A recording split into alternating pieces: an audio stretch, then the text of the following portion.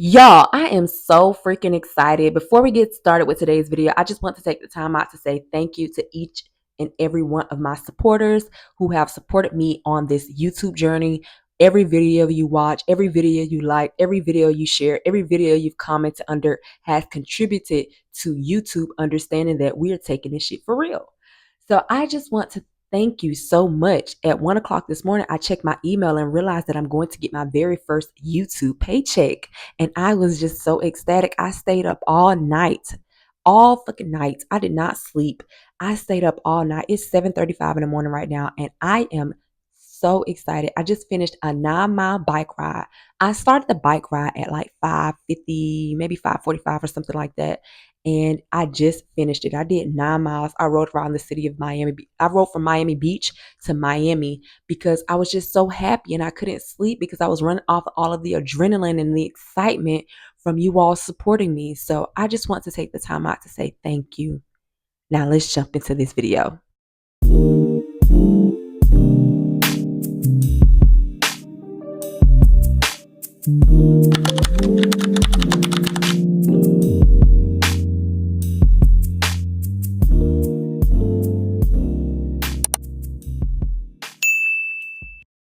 This is my new series titled 2024 Season 2, Dealing with Envy, Protecting Your Peace from Envious Family and Friends.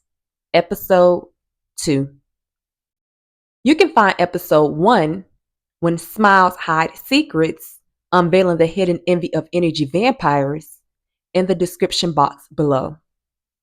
You can also find 2024 Season 1 of Transforming Your Mindset from Limited Thoughts to Empowerment in the description box below.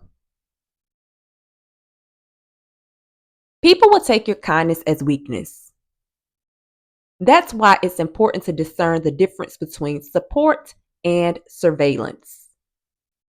Lately, I've been binge watching YouTube, and I've come across some videos that really sparked something in me, making me want to take inspired action and create my own content. Today's inspiration comes from Exoticals United. Here's the video, and I've left the link in the description box below so you can check it out too. Now, recently, something happened that really caught me off guard, and I've been reflecting on it ever since. You remember that girl who tried to steal my man that's in the first episode of this season? Yes, that girl, the one we took to the restaurant, took back to the house, and then she showed us some. You know what I'm talking about. If you haven't seen it, click the link in the description box below because you'll get a good story time from episode 1 of season 2. So, yes, check that out in the description box below.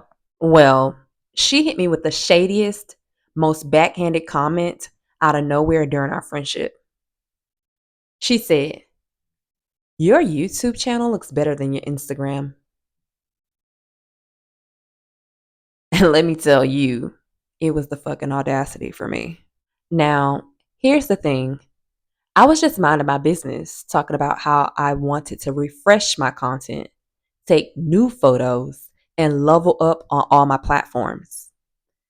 There was absolutely no reason, no need for her to say that. I was like, girl, what? YouTube and Instagram are two entirely different platforms with their own vibes, audiences, and purposes. So why even compare? It was obvious that it wasn't just a casual statement, it was a subtle dig. She knew what she was doing. When we first met, she was so curious about my YouTube journey, asking all these questions about why I started and how it's going. Although she was a subscriber at the time, don't know if she still is, don't know if she's heard my story on season or episode 1. Like if she was to listen, she'd know I'm talking about her. And at the time, she was still a subscriber. I just blocked her silently. So don't know if you're still on this channel, girl, but thank you for your support if you're here. She even hinted that she might start her own channel. But looking back, it felt more like she was monitoring me than being genuinely supportive. She wanted to know every detail, and it gave off major keeping tabs energy. Honestly, it was like she was low key competing with me, but not in a way that was meant to uplift herself. She was trying to pull me down. Whenever we hung out, she would nitpick herself in these almost performative ways. Ugh, I'm so bloated today. I look so fat. Or, I really need to get my hair done today. I really need to do something to my hair. I never played into her constant self deprecation. Like it was just constant self deprecation. And I didn't play into it. I would just be silent. And silence is not awkward for me. I hold it. If we're sitting in the room and one person is silent, like if we both go silent, that's fine with me. I can hold silence and not let it be uncomfortable for me. Funny thing is, when we first met, she told me that's what other girls did to her. But here she was doing the same freaking thing. I took mental notes like I was silently interviewing her as a friend. Keep in mind, that's my professional job as well, a senior recruiter. So I was just waiting for her to show me who she really was. And trust me, she showed me loud and clear. It became clear that she was dealing with an inferiority complex and, on top of that, a bit of imposter syndrome. I could see her unraveling every time she came around me. I would just observe. It was like she was trying to destiny swap with me, comparing her life to mine like it was some competition. But here's the truth: our lives are not the same. And I could tell how much my peace and confidence bothered her. Instead of lifting herself up, she got closer to me just to bring me down. And I knew from the start she had already stalked my social media before we even met, looking for flaws, trying to find something she could pick apart later. It wasn't about learning or growing. She was collecting ammo.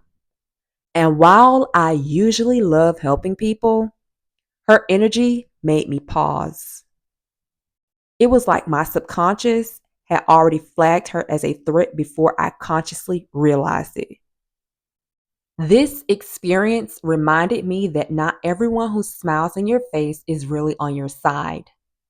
Sometimes they're studying you, waiting for their chance to strike. It's so important to stay aware of the subtle ways people might try to undermine you. And when you see it for what it is, protect your peace and keep it moving. I'll never forget the very first time we hung out. She kept apologizing, saying, "I'm sorry, I don't want to trauma dump on you," but then continued to do just that. A laundry list of shoulda, coulda, wouldas. She was the epitome of someone who talked about all the things she could have done but never did. She even showed me women she wanted to emulate, but sis was almost 40 years old. I just couldn't relate because I believe in self autonomy. I've worked hard to be my own person, and I don't need to be like anyone else in this world. She was always speculating about my life, who I was seeing, what I was doing, riding my coattails while avoiding her own self work. It wasn't until after I cut ties that I truly saw who was around me. She rarely complimented me, but had no problem hyping up my man to stroke his ego when we was in that motherfucking restaurant. Girl, bye. Giving me a compliment? That was too painful for her. Instead, she criticized everything I posted, even though she didn't have a YouTube channel herself. How are you competing with someone when you're not even in the race? It was clear she wanted to control me because she had lost control of her own life. And that's dangerous. Think of Selena's story or Shanquella. Countless women face trauma at the hands of other women who can't stand to see them succeed. It's not just jealousy, it's a deep envy born from a lack of self love.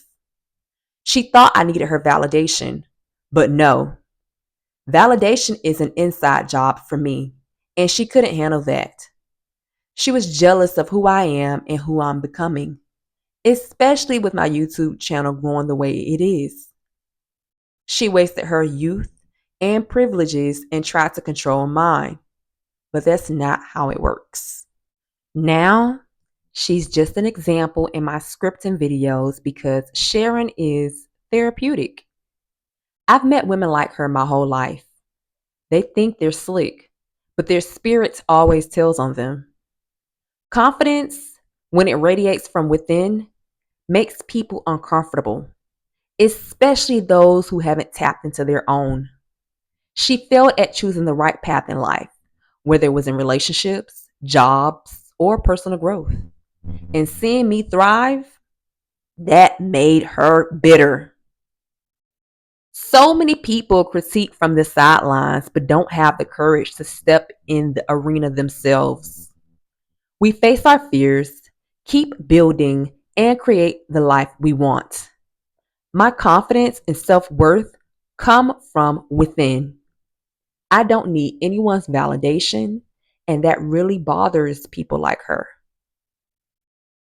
Now, here's my question for you. How do you deal with people in your life who try to dim your light? Do you confront them? Or do you let your success speak for itself?